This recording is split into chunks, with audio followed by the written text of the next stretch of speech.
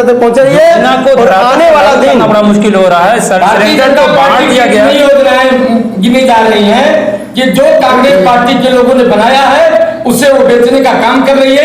ये सारी योजना कांग्रेस पार्टी की सरकार जो रही है और कांग्रेस पार्टी की सरकार तो घोटाले की सरकार रही है। सुबह रात को सो करके रात हम सो कर उठते थे तो उठने के बाद सुबह पेपर देखते थे तो एक घोटाला आता था सामने। कांग्रेस सरकार हो थी, कांग्रेस का कहीं पता नहीं है कांग्रेस कहां जाएगी।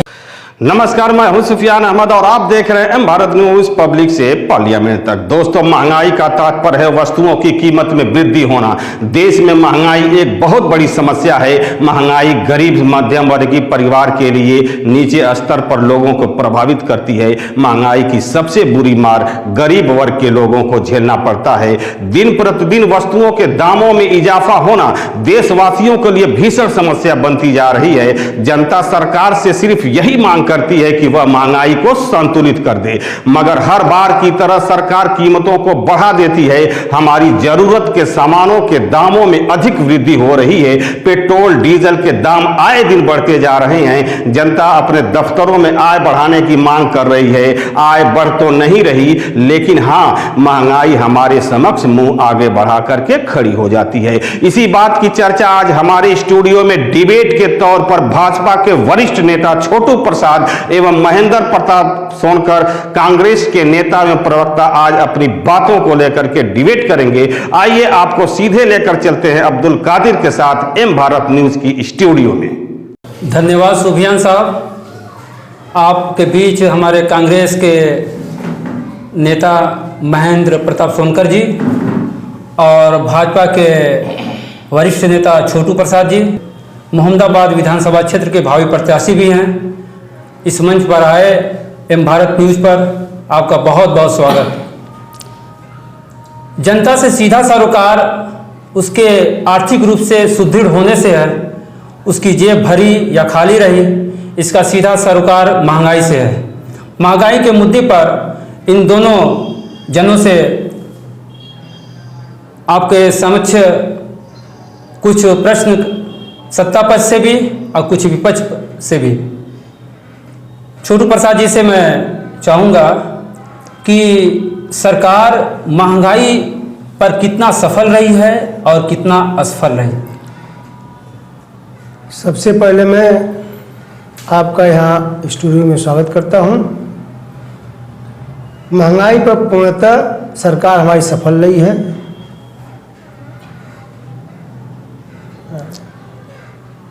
आप किस प्रकार कह सकते हैं कि सरकार महंगाई पर सफल रही है? पेट्रोल और डीजल के दाम आसमान छू रहे हैं। 100 रुपया, करीब 100 रुपया प्रति लीटर पेट्रोल है, करीब 92 लीटर प्रति लीटर डीजल है, करीब 100 रुपये लीटर से 200 रुपये लीटर खाद्य तेल हो गए। आप कैसे कह सकते हैं कि सफल रही है सरकार? देखिए, जो भी सरकारें बनती हैं वो गरीबों के हित की सरकार होती है, गरीबों के फायदे की सरकार होती है। सरकार जब से बनी है, आप देख लीजिए, सरकार हमारी जब से उत्तर प्रदेश में योगी आदित्यनाथ जी महाराज जी सरकार में मुख्यमंत्री हुए हैं, जब से माननीय मोदी जी हुए हैं, तब से आप देख लीजिए कि गरीबों की जो जितनी योजनाएं इस सरकार में आई हैं शायद किसी सरकार में नहीं रही हैं। जैसे आप मान लीजिए कि फ्री में राशन 1 महीने में 2 बार गरीबों को दिया जा रहा है। गरीबों को 8 करोड़ से अधिक फ्री में गैस और कनेक्शन दिया गया गरीबों को। गरीबों के लिए जैसे जो गर्भवती महिला हैं, अगर गर्भवती हो रही हैं तो उसी समय सरकार उनका जो पेट में पलने वाला बच्चा है उसके लिए वो 6000 की व्यवस्था करिए सरकार। यानी आपका ये कहना है कि सरकार जो आम जनमानस से वसूल कर रही है वो जनता पर ही खर्च कर दे रही है? जनता पर वसूल जो भी सरकारें हैं, सरकार बनती है गरीबों के फायदे के लिए बनती है, गरीबों के हित के लिए बनती है, और गरीबों का हित ठीक तब रहेगा। हम इस पर व्यू लेते हैं विपक्ष के नेता कांग्रेस के महेंद्र प्रसाद, जिससे कि सरकार महंगाई के मुद्दे पर सफल रही है अथवा असफल।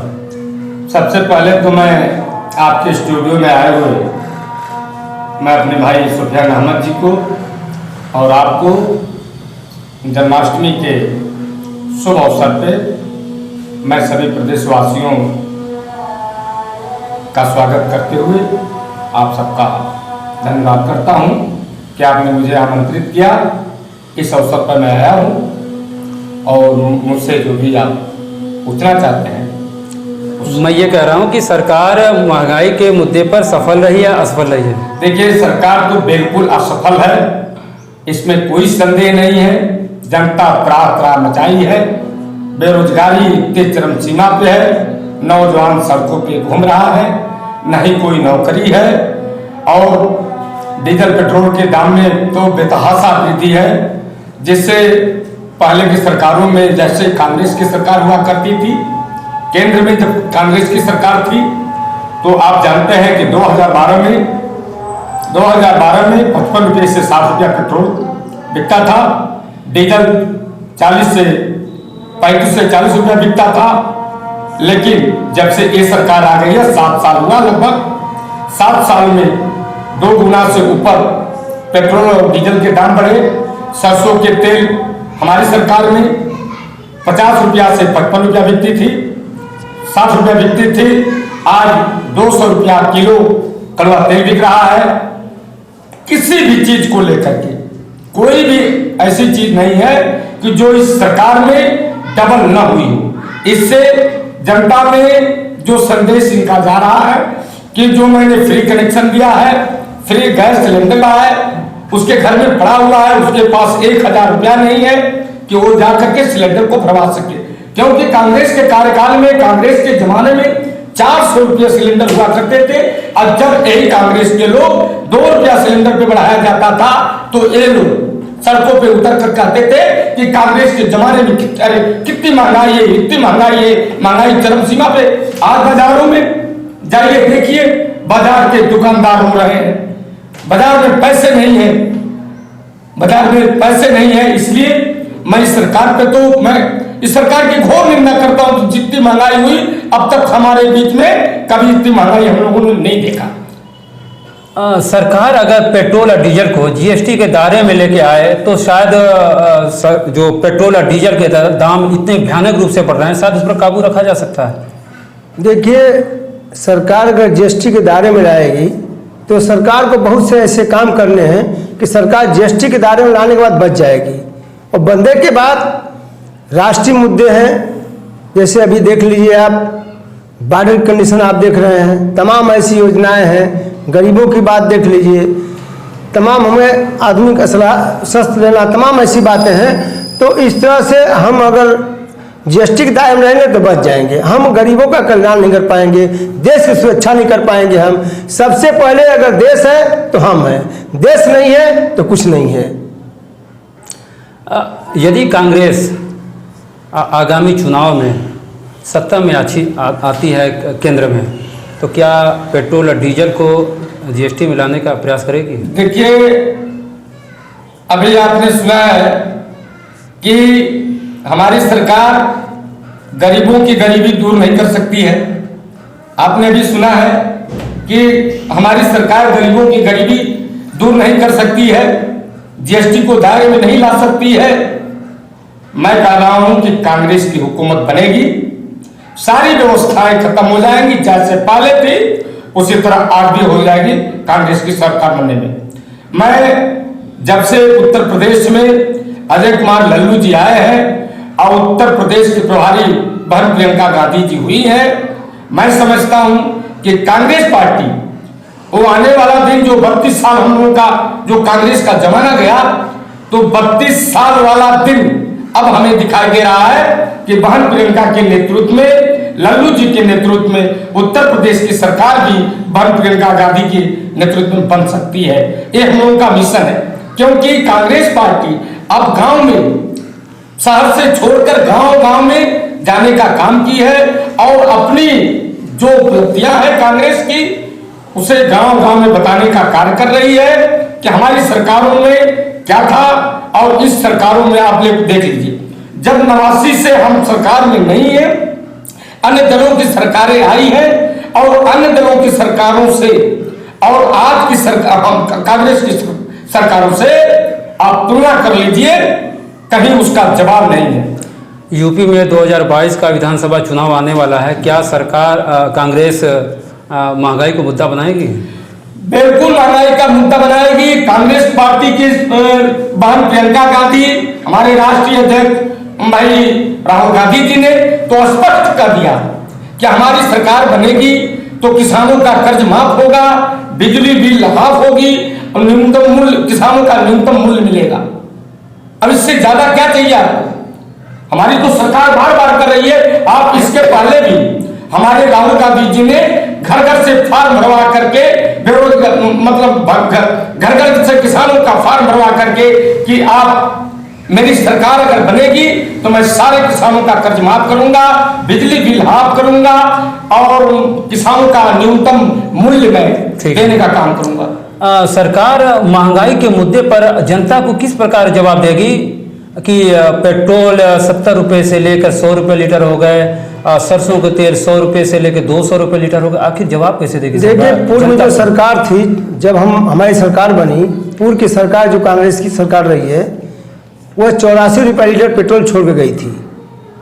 और आप गैस सिलेंडर की बात कर रहे हैं, आप जानते भी इस चीज़ को हैं कि जब कांग्रेस सरकार थी तो कांग्रेस की सरकार में कोई MP MLA हुआ करता था, उस MP MLA से हम जाकर सिफारिश करते थे कि हमें एक सिलेंडर दिला दीजिए, तब एक सिलेंडर मिलता था। आज लेकिन सिलेंडर के नाम पर योजना के तहत तो भारत सरकार ने लोगों को तो सिलेंडर बांटा, लेकिन सिलेंडर खाली पड़े हुए हैं। इसका खाली नहीं पड़े हैं, खाली नहीं पड़े हैं, ऐसा कुछ नहीं है, खाली नहीं पड़े हैं। मैं बता दूं, जब से इस उत्तर प्रदेश में माननीय योगी आदित्यनाथ जी मुख्यमंत्री बने हैं, तब से योजनाओं का इतना अंबार है कि गिनाया जाए तो कई दिन लग जाएंगे, लेकिन योजनाएं जनता तक पहुंच नहीं रही। जनता तक पहुंच रही है। कौन सी ऐसी योजना जो जनता तक नहीं पहुंची? सारी योजना जनता तक पहुंच रही है। और आने वाला दिन बड़ा मुश्किल हो रहा है। सिलेंडर को बांट दिया गया, योजनाएं गिनी जा रही है कि जो कांग्रेस पार्टी के लोगों ने बनाया है उसे वो बेचने का काम कर रही है। ये सारी योजना कांग्रेस पार्टी की सरकार जो रही है, वो कांग्रेस पार्टी की सरकार तो घोटाले की सरकार रही है। सुबह रात को सो करके रात हम सो कर उठते थे तो उठने के बाद सुबह पेपर देखते थे तो एक घोटाला आता था सामने। कांग्रेस सरकार हो थी, कांग्रेस का कहीं पता नहीं है कांग्रेस कहां जाएगी। कांग्रेस कोई मतलब नहीं हमसे है। कांग्रेस जो कर रही है, जो वो पहले का की है, उसका परिणाम भोग रही है। उत्तर प्रदेश में देख लीजिएगा, खाता तो नहीं खुलेगा। तो क्या आने वाला दिन आप ये अपेक्षा करते हैं कि 2022 के विधानसभा चुनाव में जी भाजपा सरकार फिर से 375 सीट आएगी? बात माननीय योगी आदित्यनाथ के जो नेतृत्व है, आज आप देख लीजिए, जो भी एक भी आप बता दीजिए कि दंगा हुआ हो। दंगा नहीं हुआ, एक भी दंगा बता दीजिए आप, लेकिन दंगा फसाद एक भी दिखा दीजिए आप। योजनाएं दूसरी बात, जन कल्याणकारी योजनाओं में आप गिनती कर लीजिए। किसान बीमा हर साल 6,000 रुपये मिलता है किसानों को, आप जानते हैं, किसानों को हर साल 6,000 मिलता है। इस तरह से तमाम ऐसी योजनाएं हैं, गिनाया जाए तो कम पड़ जाएगा। फ्री में जो गरीब बच्चे हैं, तो सरकार क्यों नहीं न्यूनतम समर्थन मूल्य का किसानों को दे देती है? किसानों का तो यह मुद्दा है ना कि न्यूनतम समर्थन मूल्य जो है उनको मिलना चाहिए। बिल्कुल दे दे सरकार। आप ये बताइए, अगर किसान को न्यूनतम मूल्य दे दिया जाए, किसान में जो लागू किया गया है किसान बिल, आप ये बताइए कि अगर लागू किए हैं तो किसान हित में लागू किए हैं, क्यों किए हैं? जैसे पहले जो किसान था, वह किसान जो आढ़तिया थे या जो ऐसे ठेकेदार थे, उनके यहाँ बैठ करके वो बेचते थे और उनके इशारे पर बेचते थे। अगर वो कहते थे कि हम खेती करके, डाई डाल करके, खाद डाल करके और हम लाए हैं मार्केट में, तो हम अपने मर्जी से नहीं बेचेंगे, हम बेचेंगे उनके मर्जी से बेचेंगे। जो अड़तिया हैं वो कहेंगे कि हमको 2 रुपये किलो दो, तो 2 रुपये किलो उनको देना पड़ता था। और आज बता रहा हूं मैं आपको, और आज किसान को इस बिल से स्वतंत्र छोड़ा गया है कि किसान चाहे यहाँ बेचे और चाहे यहाँ से लेके कहीं भी जाकर बेच सकता है। सवाल ये उठ रहा है कि कांग्रेस इस बिल का विरोध कर रहे हैं कि हमको ये जो सरकार हमको ये कानून दे रही है, हमको कानून ये चाहिए ही नहीं, जबरदस्ती सरकार दे रही है। तो किसान विरोधी है सरकार, किसानों के हित नहीं चाहते हैं। किसानों के हित नहीं चाहते, हित चाहते तो ये कहते कि नहीं बिल अच्छी क्या है। ये मान रहे हैं कि जो आंदोलनकारी हो किसान नहीं है? नहीं, किसान नहीं हो, बाहरी है वो, बाहरी है। बाहरी हो, ठीक। किसान है ही नहीं हो। आप क्या किसान ये आंदोलन हो रहा है, क्या इसे आप मुद्दा बनाएंगे? देखिए, किसान तो बेचारा आज 8 महीने से बॉर्डर पे अड़ा हुआ है। देश के प्रधानमंत्री जी पूरे देश और विदेश घूम रहे हैं, लेकिन बॉर्डर पे किसान आज 8 महीने से जाड़े से लेकर, गर्मी से लेकर, बरसात से लेकर के आज बॉर्डर पे पड़ा हुआ है। वो अपनी मांग कर रहा है, लेकिन प्रधानमंत्री जी उनकी बात सुनने से भी इनकार कर रहे हैं। आप ये मान करें जो मान रहे हैं कि जो आंदोलनकारी हैं किसान, वो किसान ही हैं? बिल्कुल किसान है। अगर राकेश सिंह टिकैत किसान नहीं होता, उसके साथ पूरे देश के किसान बड़े हुए, जो अन्नदाता हैं, अन्नदाताओं की बात को जो लोग नहीं सुन सकते, जो लोग अन्नदाताओं की बात नहीं सुन सकते, जिसका जो सभी लोगों का पेट भरते हैं, आज वो 8 महीना से बॉर्डर पे पड़ा हुआ है। और प्रधानमंत्री जी अपने जिद पे अड़े हुए कि जो मैंने किसानों के लिए ये बिल लागू किया है, और वो चाहते हैं कि आप मेरे फायदे की बात मत करिए। मेरे कानून, जो तीनों काला कानून आपने मेरे ऊपर लगाया है, वो किसानों के ऊपर बता दीजिए, हम अपना आंदोलन। आप अपेक्षा कर रहे हैं कि कांग्रेस की सरकार यूपी में 2022 में बन सकती है? बिल्कुल बन सकती है। देखिए, इस समय जो टारगेट चल रहा है बहन प्रियंका जी का, जैसे चल रहा है कांग्रेस का इस समय कार्यक्रम चल रहा है, इसी तरह अगर कार्यक्रम चला गया तो मैं समझता हूं कि वो आने वाला जो 89 वाला दिन था, उसके पहले की जो हमारी कांग्रेस की सरकार थी, अगर इस बार कांग्रेस की सरकार बनेगी तो मैं समझता हूं कि फिर वो 7 साल ही कांग्रेस को कोई हरा नहीं सकता। अब हम इस सवाल और जवाब जनता के बीच में छोड़ते हैं कि आखिर पक्ष सही है कि विपक्ष सही है। आप लोगों ने इन दोनों लोगों की बात को सुना, आप खुद डिसाइड कर सकते हैं कि कौन सही था कौन गलत था। आप एम भारत न्यूज के चैनल पर आए, आप लोगों का बहुत बहुत धन्यवाद।